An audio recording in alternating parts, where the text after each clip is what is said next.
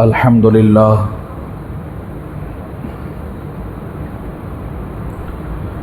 لله نحمده ونستعينه ونستغفره ونؤمن به ونتوكل عليه ونعوذ بالله من شرور أنفسنا ومن سيئات أعمالنا من يهده الله فلا مضل له ومن يضلل فلا هادي له ونشهد أن لا إله إلا الله وحده لا شريك له ونشهد أن سيدنا محمدا عبده ورسوله أما بعد فأعوذ بالله من الشيطان الرجيم بسم الله الرحمن الرحيم لقد رضي الله عن المؤمنين إذ يبايعونك تحت الشجرة فعلم ما في قلوبهم فأنزل السكينة عليهم وأثابهم فتحا قريبا ومغانم كثيرة يأخذونها وكان الله عزيزا حكيما صدق الله العظيم اللهم صل على سيدنا محمد وعلى آل سيدنا محمد وبارك وسلم اللهم صل على سيدنا محمد وعلى آل سيدنا محمد وبارك وسلم اللهم صل على سيدنا محمد وعلى آل سيدنا محمد وبارك وسلم رب اشرح لي صدري ويسر لي أمري واحلل عقدة من لساني يفقهوا قولي۔ تو میرے محترم بھائیوں اور بزرگوں دوستو،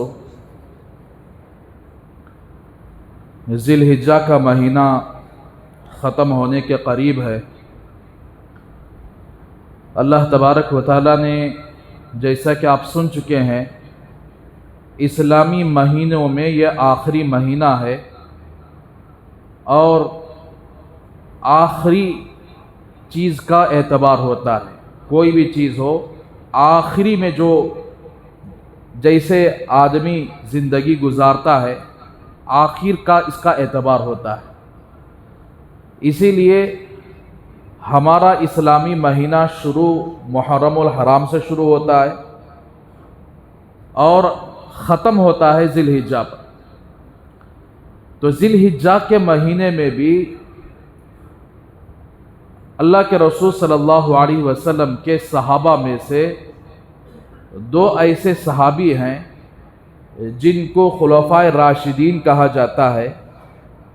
چار خلفاء میں سے دو اسی مہینے میں ان کی شہادت ہوئی ہے۔ ایک حضرت عمر رضی اللہ تعالیٰ عنہ محرم الحرام کی پہلی تاریخ میں ان کی شہادت ہوئی، دوسرے حضرت عثمان غنی رضی اللہ تعالیٰ عنہ جو ذی الحجہ کے مہینے کے اندر ان کی شہادت ہوئی۔ تو لہٰذا ہمیں چاہیے کہ یہ اسلامی مہینہ آخری مہینہ ہے، اسلامی سال کا آخری مہینہ ہے، تو اس کے اندر بھی قربانیاں دینے والے صحابہ میں سے حضرت عثمان غنی رضی اللہ تعالیٰ عنہ ایسی قربانی پیش کی ہے کہ رہتی دنیا تک ان کے نام کو لوگ یاد رکھیں گے اور ان کی سیرت پر لوگ چلیں گے۔ تو اسی لیے آپ کے سامنے حضرت عثمان رضی اللہ تعالیٰ عنہ کے سیرت اور فضائل اس جمعے میں آپ کے سامنے بیان کیے جائیں گے، اور اگلی جمعے میں آپ کی دردناک شہادت اس کے بارے میں آپ تذکرہ ہوگا۔ حضرت عثمان رضی اللہ تعالیٰ عنہ مکۃ المکرمہ کے اندر ہجرت کے 40 سال پہلے پیدا ہوئے۔ آپ صلی اللہ علیہ وسلم مکہ چھوڑ کر مدینے کی طرف ہجرت کر کے گئے تو آپ کی عمر مبارک 50 سال تھی۔ تو اس کا مطلب یہ ہوا کہ ہجرت کے 40 سال پہلے، یعنی آپ صلی اللہ علیہ وسلم کے دنیا میں آنے کے 6 سال یا 7 سال کے بعد حضرت عثمان پیدا ہوئے۔ اور حضرت عثمان رضی اللہ تعالیٰ عنہ بڑے ہی محترم شخصیات میں سے ہیں، بڑے ہی شریف خاندان سے ان کا تعلق ہے۔ تیسری پیڑھی میں جا کر حضرت عثمان کا خاندان اللہ کے رسول صلی اللہ علیہ وسلم کا خاندان ایک ہو جاتا ہے۔ تو حضرت عثمان رضی اللہ تعالیٰ عنہ ان تاجروں میں سے بہت بڑے تاجر تھے کہ مکہ المکرمہ کے اندر بہت بڑے بیپاری موجود تھے. تو بیپاری اس زمانے کے اندر جو زیادہ تاجر ہوتا، جو بڑا بیپاری ہوتا، مکے کے اندر اس کی عزت ویسے ہی ہوتی. تو حضرت عثمان رضی اللہ تعالیٰ عنہ ملک شام کو اپنا سفر طے کرتے، اپنا تجارت کا مال لے کے جاتے، وہاں جا کر بیچتے، وہاں سے کچھ مال خریدتے، مکہ آ کر اس مال کو بیچتے. تو گویا بڑے تاجر تھے، بڑے بیپاری تھے. تو ایک مرتبہ حضرت عثمان رضی اللہ تعالیٰ عنہ ملک شام کی طرف اپنا تجارت کا سامان لے کر گئے، اور وہاں جانے کے بعد ایک عورت اس کے ساتھ کچھ تجارتی معاملہ تھا. تو حضرت عثمان فرماتے ہیں کہ اس عورت کا ایک جن تھا جو ہمیشہ اس کے پاس آیا کرتا تھا، باتیں کرتا تھا اور اس کے ساتھ دوستی رکھتا تھا. تو حضرت عثمان اس وقت موجود تھے ملک شام کے اندر. تو وہ عورت کہتی ہے کہ میرا جن دروازے کے باہر کھڑا ہوا ہے اور میں اس کو اندر بلا رہی ہوں، وہ آنے کے لیے تیار نہیں ہے. تو حضرت عثمان نے پوچھا کہ اس کی وجہ کیا ہے، کہ وہ جن کیوں اندر نہیں آ رہا ہے؟ تو اس عورت نے کہا کہ وہ یہ کہہ رہا ہے کہ اس وقت دنیا کے اندر رسول اللہ صلی اللہ علیہ وسلم ظاہر ہو چکے ہیں اور ان کا نبوت کا اعلان ہو چکا ہے. اب میری مجال نہیں کہ تمہارے ساتھ میں دوستی کا معاملہ کروں. تو یہ بات حضرت عثمان رضی اللہ تعالیٰ عنہ کے کانوں میں پڑی. اب جب یہ مکہ واپس لوٹے، فرماتے ہیں کہ حضرت عثمان رضی اللہ تعالیٰ عنہ میری پھوپھی کے ساتھ، میری پھوپھی اس وقت بیمار ہو چکی تھی، میں ان کی عیادت کے لیے، ان کی بیمار پرسی کے لیے گیا. وہاں رسول اللہ صلی اللہ علیہ وسلم تشریف فرما تھے. آپ صلی اللہ علیہ وسلم وہاں پر بیٹھے ہوئے تھے. تو حضرت عثمان رضی اللہ تعالیٰ عنہ اللہ کے رسول صلی اللہ علیہ وسلم کے چہرے انور کو دیکھ رہے تھے، اور آپ کے چہرے کے اندر جو کوئی آدمی واقعتاً جو محبت سے دیکھتا ہے اللہ کے رسول صلی اللہ علیہ وسلم کے چہرے کو، اللہ کے رسول کا وہ دیوانہ ہو جاتا ہے. تو اللہ کے رسول صلی اللہ علیہ وسلم نے حضرت عثمان کو دیکھ کر فرمایا کہ عثمان ابھی تک وقت نہیں آیا کیا؟ ابھی تک تم نے کلمہ کیوں نہیں پڑھا؟ اس وقت اللہ کے رسول صلی اللہ علیہ وسلم اپنے زبان مبارک سے کلمہ طیبہ زور سے پڑھا، لا الہ الا اللہ. حضرت عثمان فرماتے ہیں کہ میرے جسم کے اندر کبھی طاری ہو گئی، میرا جسم لرزنے لگا، کانپنے لگا. تو میں فوراً اسی وقت اللہ کے رسول صلی اللہ علیہ وسلم کے ہاتھ پر مسلمان ہو گیا. اور پوری دنیا کے اندر اس امت میں چوتھے نمبر پر اسلام لانے والوں میں سے حضرت عثمان رضی اللہ تعالیٰ عنہ آپ کا چوتھا نمبر.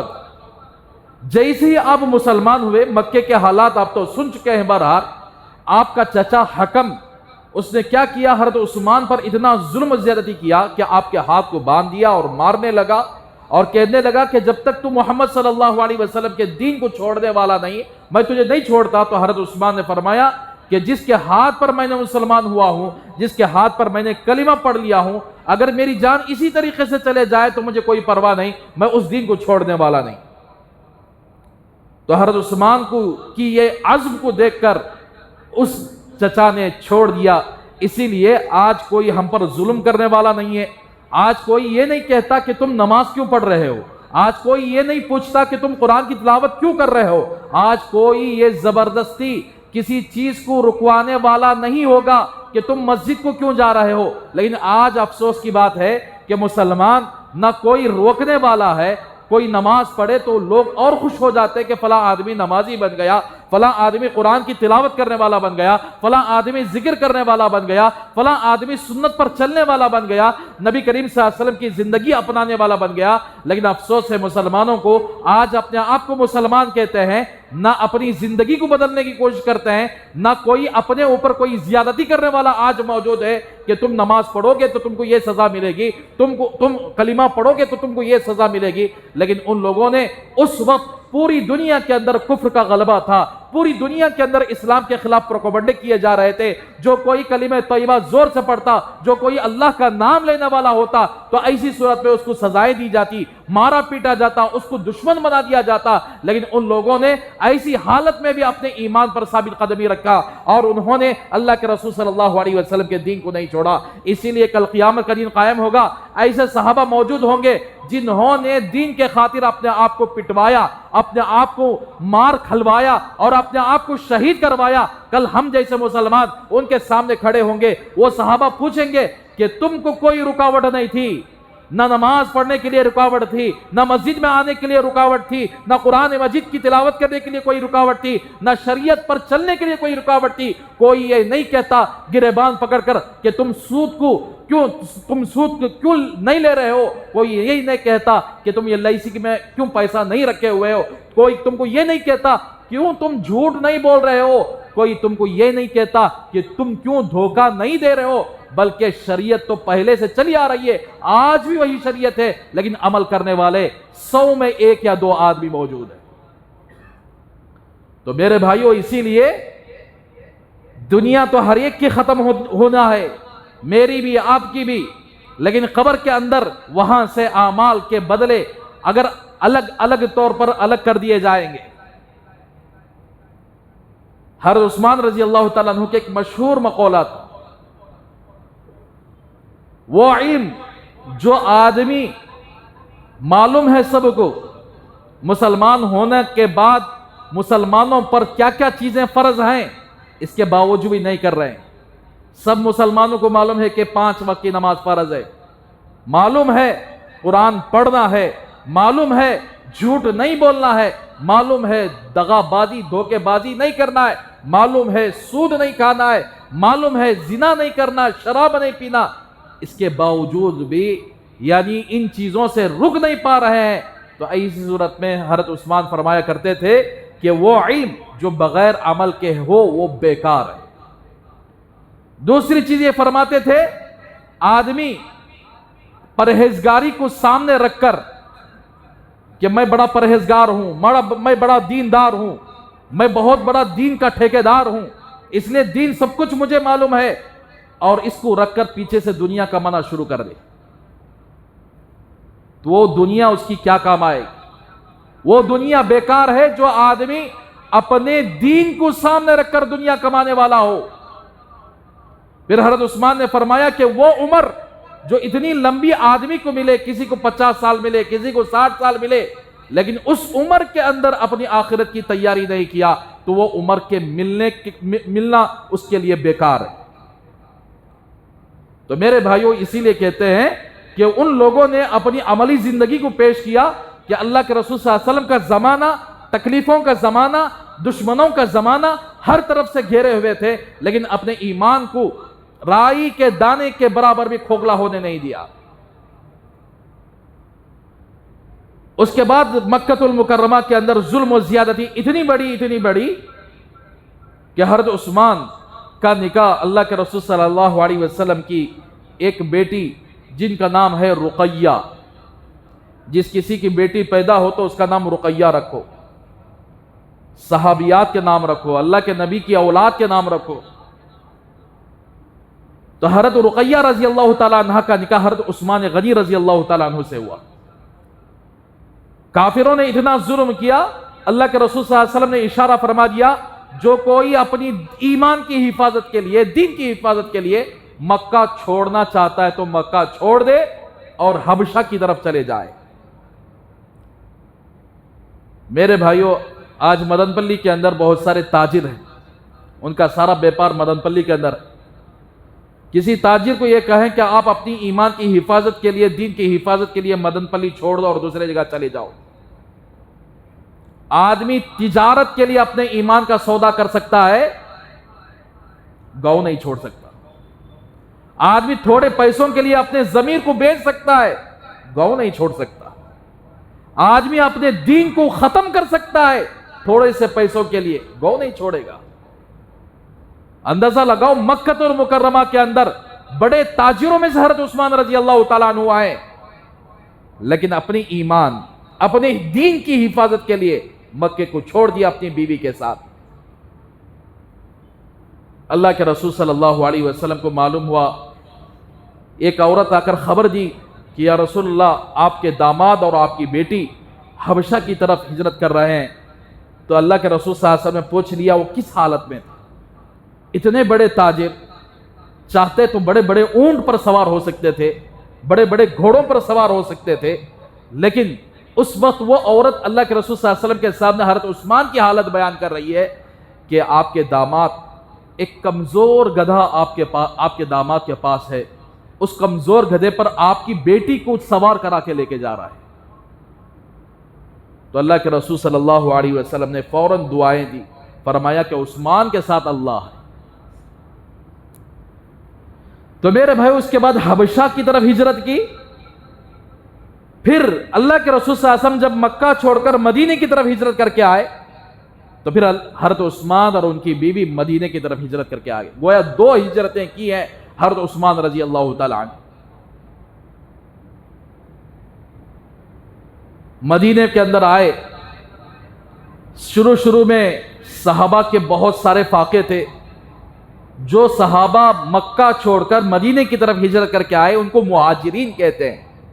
ان کے پاس نہ مال تھا، نہ پیسہ تھا، نہ کپڑے تھے پہننے کے لیے، نہ رہنے کے لیے گھر تھا، لیکن مدینے والوں نے سب کچھ ساتھ دیا، گھر دیا، مکان دیا، رہنے کا انتظام کیا، تجارت کا انتظام کیا، اور یہاں تک کہ پانی پینے کے لیے بھی پانی نہیں تھا۔ سارے تجارت پر یہودیوں کا قبضہ تھا، مدینے کے اندر یہودی بس چکے تھے، سارے پانی کے کنووں پر یہودیوں کا قبضہ تھا۔ حضرت عثمان رضی اللہ تعالیٰ عنہ مدینے کے اندر آئے اور صحابہ پریشان تھے، ایک ایک بندہ خریدنا ہے، ایک ایک کین خریدنا ہے، تو آج کے روپیوں کے حساب سے کئے زیادہ پیسہ لے کر یہودی پانی دیتا تھا۔ جب حضرت عثمان رضی اللہ تعالیٰ عنہ کو معلوم ہوا کہ یہ یہودی اس کنویں کے ذریعے سے پیسہ کما رہا ہے اور مسلمانوں کو تکلیف دے رہا ہے، اللہ کے رسول صلی اللہ علیہ وسلم نے اس کنویں کو خریدنا چاہا، اس یہودی نے بیچنے سے منع کر دیا۔ تو اللہ کے رسول نے اعلان کر دیا، جو کوئی اس کنویں کو خرید کر میرے حوالے کر دے، میں جنت کے اندر اس سے بہترین چشمہ دلانے کا وعدہ کرتا ہوں۔ حضرت عثمان گئے 22,000 درہم کے اندر، آج کل کے حساب سے کئی لاکھ ہو جاتے ہیں، 22,000 درہم کو اس یہودی کو دے کر اس کنویں کو خرید لیا، جس کا نام ہے آج بھی وہ کنواں موجود ہے مدینے کے اندر، جسے بیر عثمان کہتے ہیں۔ اس زمانے میں بیر روما اس کا نام تھا۔ تو اس کے بعد صحابہ اسی کنویں کا پانی استعمال کرتے تھے، میٹھا پانی استعمال کرتے تھے۔ ایسے بہت سارے ایسے حالات آئے حضرات صحابہ پر، لیکن فائنینشلی مدد کرنے والے کوئی اور نہیں تھے، وہ حضرت عثمان غنی رضی اللہ تعالیٰ عنہ۔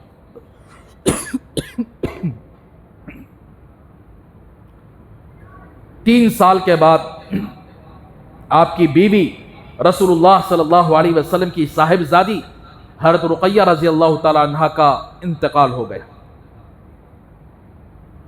جب اللہ کے رسول صلی اللہ علیہ وسلم اپنے صحابہ کو لے کر جنگ بدر میں گئے تھے، بدر کے اندر اللہ تبارک و تعالیٰ نے مسلمانوں کو کامیابی عطا فرمائی، فتح عطا فرمائی، اور ایک طرف سے خبر یہ ملی کہ آپ کی بیٹی کا انتقال ہو گیا۔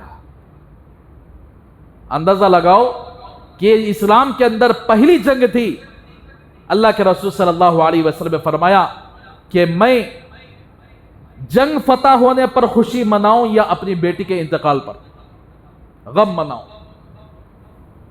اسی لیے حضرت عثمان رضی اللہ تعالیٰ عنہ وہ خوش نصیب صحابہ میں سے ہیں۔ اللہ کے رسول صلی اللہ علیہ وسلم جنگ بدر کے لیے تشریف لے جا رہے تھے، حضرت عثمان آپ صلی اللہ علیہ وسلم کی خدمت میں حاضر ہوئے اور سنایا کہ بیوی بیمار ہے۔ تو اللہ کے رسول صلی اللہ علیہ وسلم نے فرمایا کہ آپ اپنی بیوی کی دیکھ بھال کرو، آپ اپنی بیوی کی دیکھ بھال کرو، ہم جنگ کے لیے جا رہے ہیں۔ تو حضرت عثمان بدری صحابہ میں سے جنگ بدر میں اس وجہ سے شریک نہیں ہو سکے کہ ان کی بیوی بیمار تھی، ان کی بیوی کی بیمار پرسی کے لیے، ان کی ضرورت کے لیے اللہ کے رسول صلی اللہ علیہ وسلم نے حضرت عثمان کو ٹھہرا دیا تھا، جنگ میں آنے کے لیے نہیں کہا۔ تو اندازہ لگاؤ میرے بھائیوں، اللہ کے نبی کی نگاہ میں عورتیں کس قدر عورتوں کی عظمت تھی، عورتوں کی قدر تھی. ایک شوہر اپنی بیوی کے لیے اتنا بڑا جنگ بدر کے اندر جتنے صحابہ شریک ہوئے تھے اللہ نے ان کے لیے جنت کا وعدہ کر چکا تھا. جتنے صحابہ جنگ بدر کے اندر شریک ہوئے، اس کے باوجود بھی بیوی بیمار ہے، اللہ کے رسول صلی اللہ علیہ وسلم نے فرمایا کہ تم اپنے بیوی کے پاس رک جاؤ. تو میرے بھائیوں اندازہ لگاؤ کہ شوہر بیوی کا اتنا خیال رکھے کہ اگر جنگ بدر بھی پیش آ جائے تو اللہ کے نبی نے منع کر دیا کہ نہیں جاؤ، اپنی بیوی کی خدمت کرو، اپنی بیوی کی خدمت کرو، اس کا ساتھ دو. لیکن آج ایسے درندے دنیا کے اندر موجود ہیں، بلکہ آج ہمارے معاشرے کے اندر ایسے درندے موجود ہیں جو صبح سے لے کر شام تک، شام سے لے کر صبح تک بیویوں کو ستانا، بیویوں کو تکلیف دینا، رلانا، مال پیسہ ان سے ہڑپ کرنا، ان سے جائیدادیں ہڑپ کرنا، اور بارہا میکے کو گھر بھیج دینا کہ جاؤ فلاں جا کر فلاں جائیداد میرے حوالے کر دو، فلاں مال میرے حوالے کر دو، جاؤ اپنے باپ کو بولو کہ مجھے گاڑی نہیں ہے، مجھے گاڑی دلوا دو، جاؤ اپنی ماں کو کہہ دو کہ تیرے لیے زیور خرید کر لائے. تو اس طرح کی یہ درندے بھکاری جو اپنی بیوی کو پال نہیں سکتے، جو اپنی بیوی کی صحیح قدر نہیں کر سکتے، اس طرح ظلم و زیادتی کر رہے ہیں اور خواب دیکھ رہے ہیں کہ ہندوستان سے ظلم کا خاتمہ ہو جائے. خواب دیکھ رہے ہیں کہ یہ ظالم حکمران ختم ہو جائے، جبکہ یہ گھروں میں پلنے والا ظلم جو دو لوگوں کو دکھائی نہیں دیتا. کب دکھائی دیتا ہے؟ جب یہ عورت مجبور ہو کر کسی مسجد کے پاس آ کر شکایت کر دے اپنے شوہر کی، یا کسی اور آدمی کے پاس آ کر شکایت کر دے، اپنے گھر والوں کے پاس آ کر شکایت کر دے، تب معلوم ہوگا کہ یہ ظالم کتنا بڑا ظلم کرتا تھا اپنے گھر کے اندر. تو میرے بھائیوں اسی لیے اللہ کے رسول صلی اللہ علیہ وسلم نے بیویوں کو ستانے والے، بیویوں کو تکلیف پہنچانے والے کل قیامت کے دن اللہ کے یہاں دربار میں حاضر ہوں گے، سارا بدلہ وہاں پر مل جائے گا. اور دنیا کے اندر بھی جو لوگ بیویوں کو دکھ دیتے ہیں، ستاتے ہیں، تکلیفیں پہنچاتے ہیں، دنیا کے اندر بھی اللہ کی لاٹھی ان پر برس کر ہی رہے گی. اس واسطے بیوی کوئی باندھی اور نوکرانی نہیں ہے. اللہ تبارک و تعالیٰ نے میاں اور بیوی کو دونوں کے لیے اللہ تبارک و تعالیٰ موت تک کے لیے میاں بیوی بنا دیا ہے. پورا گھرانے کو چھوڑ کر وہ آپ کے حوالے ہوئی ہے، آپ اس کے ساتھ ظلم کریں. آج کتنی داستانیں ایسی موجود ہیں، کرلے کو آتے ہی ادھر سسرا بھی ظلم کرتا، ادھر ساس بھی ظلم کرتی، ادھر نڑند بھی، ادھر دیور بھی، ادھر جیٹھ بھی، ہر طرف سے اسے مل کر اتنا ٹارچر کیا جاتا ہے گویا یہ اس کی بیوی نہیں ہوتی بلکہ سارے گھر کی نوکرانی ہوتی. تو میرے بھائیو عزت جو اپنی بیویوں کو اور اسے اچھے طریقے سے رکھو، دین سکھاؤ، خود بھی دین سیکھو، اسے بھی دین سکھاؤ، اسے معلوم کراؤ کہ شوہر کی قدر کرنے پر کیا اجر ملنے والا ہے. آپ معلوم کر لو کہ بیوی کے ساتھ انصاف کرنے پر آپ کو کیا اجر ملنے والا ہے، اللہ کے یہاں کیا انعام ملے گا.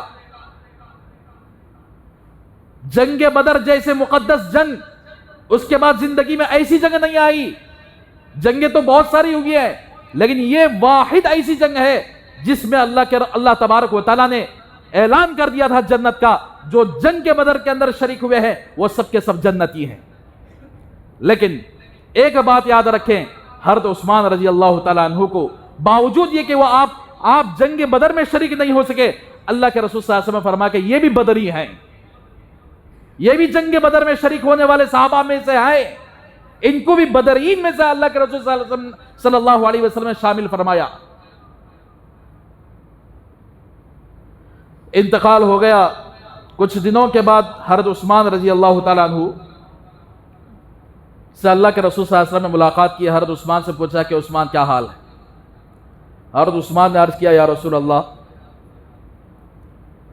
نبوت کا رشتہ میرے ساتھ تھا، آپ کی بیٹی میری ازدواجی زندگی میں تھی، میری بیوی تھی، اس کا انتقال ہو گیا اور میرا رشتہ نبوت کے ساتھ ختم ہو گیا.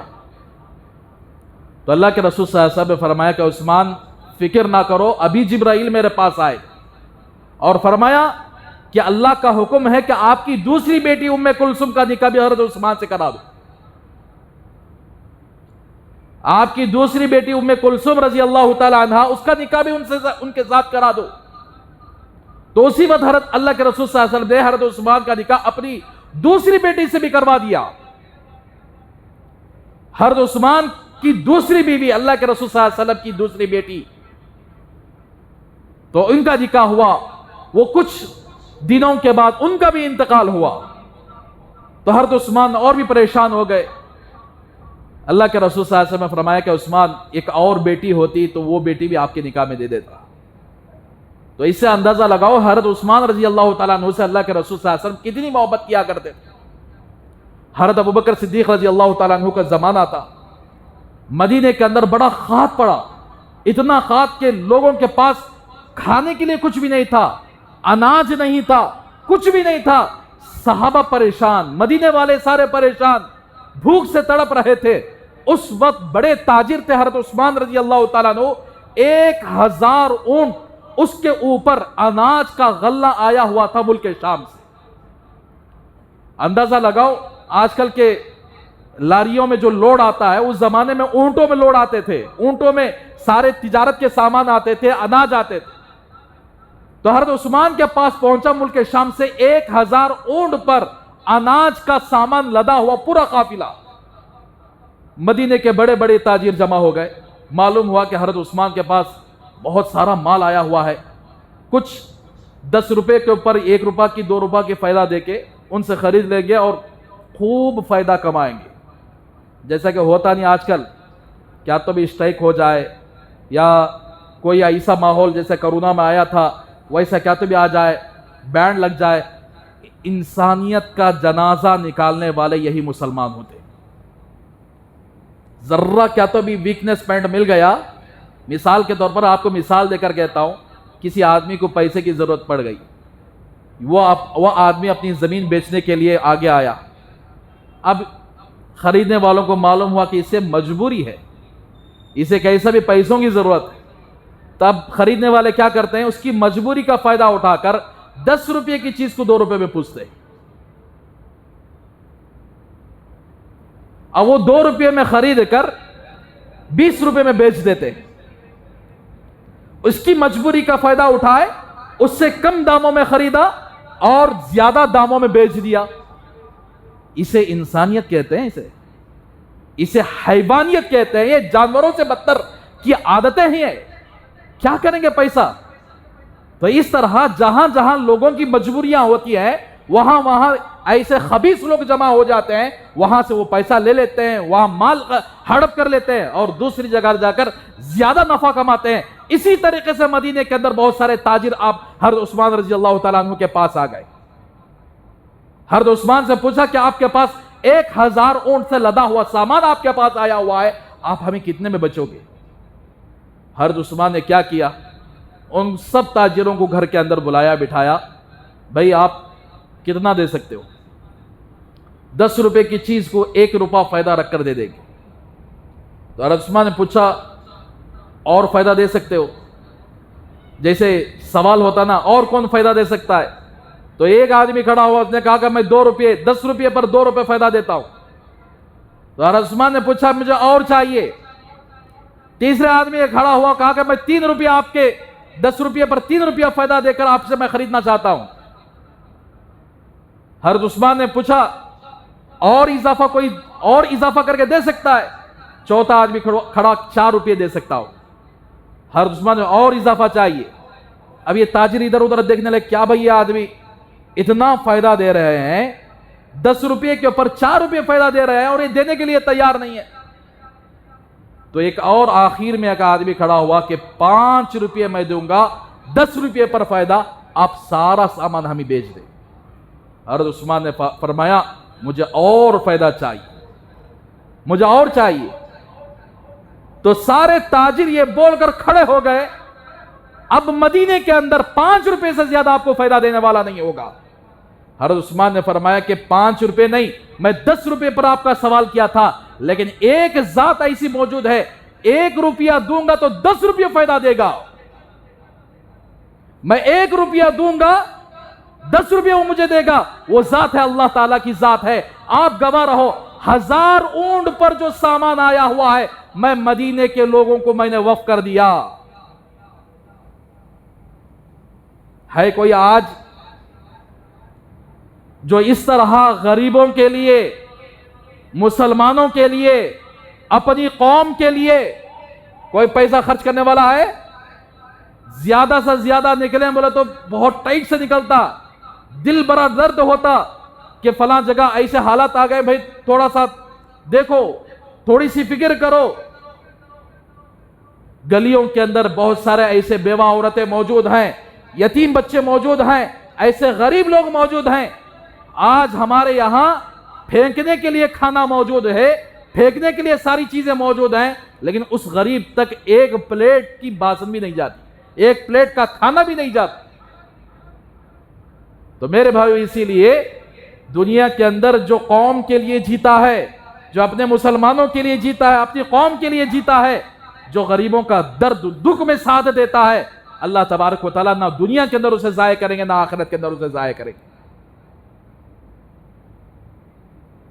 تو اندازہ لگاؤ 1000 اونٹ لالچی میں آ گئے تھے سارے بیپاری، لیکن حضرت عثمان نے اسی وقت فرما دیا کہ 1000 اونٹ مدینے کے سارے لوگوں میں تقسیم کر دیں.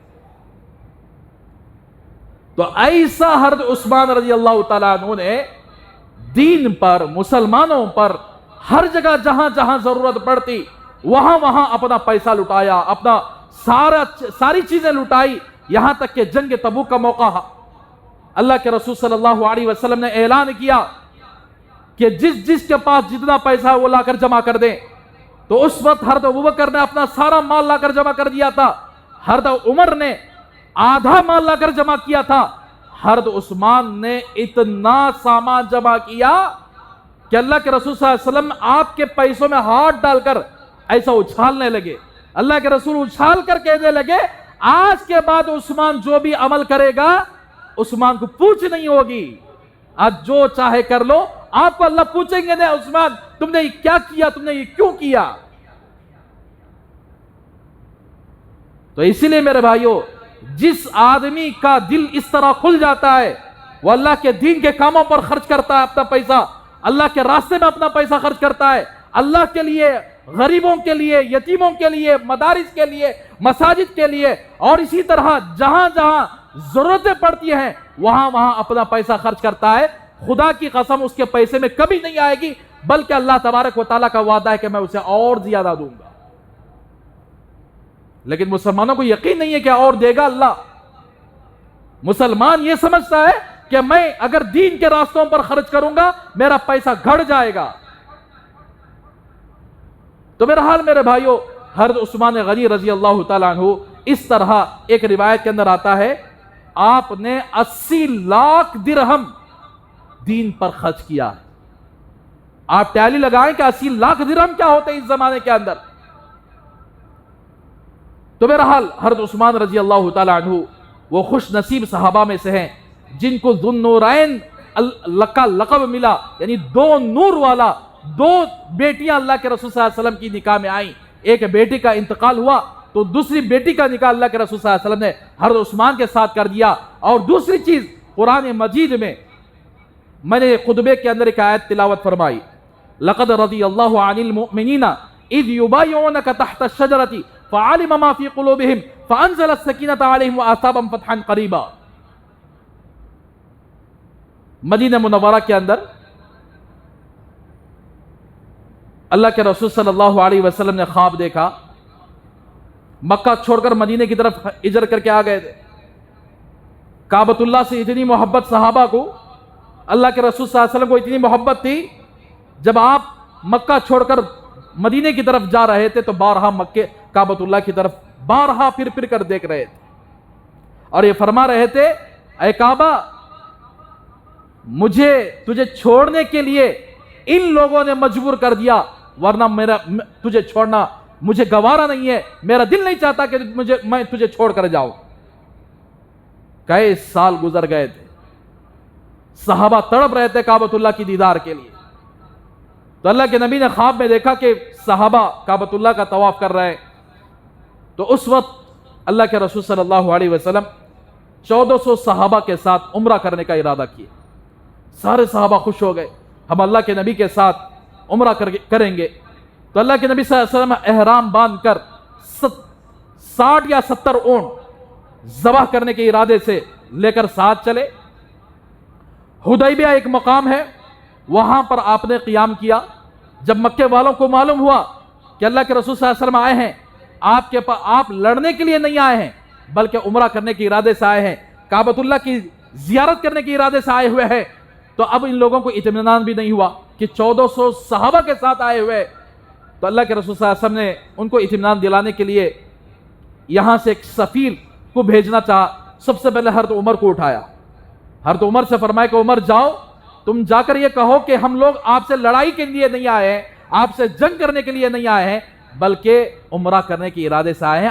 ہم سب احرام کی حالت میں، اب احرام کی حالت میں آ جانے کے بعد مچھر کو مارنا بھی منع ہے، کسی جانور کا شکار کرنا بھی حرام ہے، کسی جانور کو مارنا بھی حرام ہے۔ تو حضرت عمر نے عرض کیا یا رسول اللہ میرا کوئی وہاں خاندان وغیرہ نہیں ہے، البتہ حضرت عثمان کا خاندان بنو امیہ کا بڑا مضبوط خاندان ہے، طاقتور خاندان ہے، آپ ایسا کریں کہ حضرت عثمان کو بھیجیں گے تو وہ لوگ کچھ نہیں کر پائیں گے حضرت عثمان کو۔ تو اللہ کے رسول صلی اللہ علیہ وسلم نے حضرت عثمان کو سفیر بنا کر بھیجا۔ مکۃ المکرمہ کے اندر حضرت عثمان گئے اور اپنے قبیلے والوں سے بات کیا کہ اللہ کے رسول صلی اللہ علیہ وسلم کسی لڑائی کے ارادے سے نہیں آئے، کسی جنگ کے ارادے سے نہیں آئے، بلکہ عمرہ کرنے کے ارادے سے آئے ہوئے ہیں۔ تو ان لوگوں نے کہا کہ ہم اجازت نہیں دیں گے، ہم کعبۃ اللہ کی طواف کی بھی اجازت نہیں دیں گے، عمرہ کرنے کی بھی اجازت نہیں دیں گے، آپ اس سال چلے جائیں واپس۔ حضرت عثمان وہاں پر کھڑے ہوئے، کچھ لوگوں نے کہا کہ دیکھو تمہارے نبی کے لیے اجازت نہیں ہے، تمہارے لیے اجازت ہے، آپ طواف کر لیں، آپ عمرہ کرنا چاہیں عمرہ کر لیں۔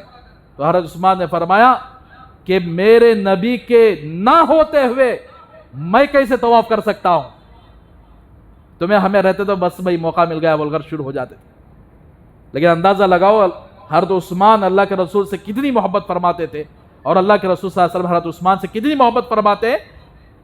تو لوگوں نے دیکھا کہ حضرت عثمان جب یہ جملہ فرمائے تو قریش نے حضرت عثمان کو روک لیا، جانے نہیں دیا، واپس جانے نہیں دیا۔ اور وہ زمانے میں میڈیا نہیں تھی، وہ زمانے میں اگر میڈیا ہوتی تو غلط خبریں آج کل واٹس ایپ کے اندر جیسے پھرتے ہیں نا، کیا بھی نہیں ہوا رہتا، کون تو بھی ایک جنا جھوٹی خبر پھیلا لیتا، وہ ساری دنیا کے اندر وہ خبر پھیل جاتی۔ وہ زمانے کے اندر بھی اسی طرح ہوا۔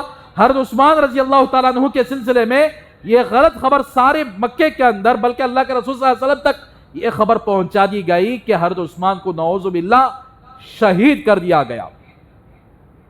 کوئی آدمی کسی ملک کا سفیر بن کر آئے، اس سفیر کو قتل کرنا ایک بہت بڑا جرم ہوتا ہے۔